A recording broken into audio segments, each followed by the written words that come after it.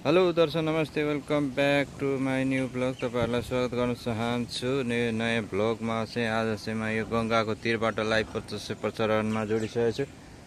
स्वागत गर्न चाहन्छु। छोटो मिठो भिडियोको साथमा उपस्थित भएको छु। तपाईँहरूलाई देख्न सक्नुहुन्छ नाउ एकदमै खियाएर गइरहेको अवस्था पनि देख्न सक्नुहुन्छ। माछा मार्नेको नाउ हो यो चाहिँ। बोट चाहिँ एकैछिनमा जाने आउने गर्छ, 5-5 मिनटमा, 10-10 मिनटमा। त्यो चाहिँ माछा मार्नको लागि चाहिँ तपाईँहरूले देख्न सक्नुहुनेछ।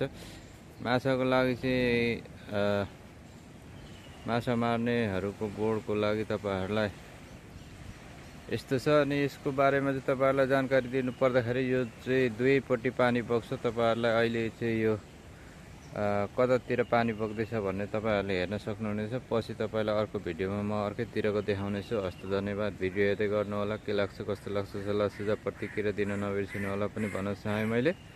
हस्त धन्यवाद। भिडियो हेर्दै गर्नु होला है त।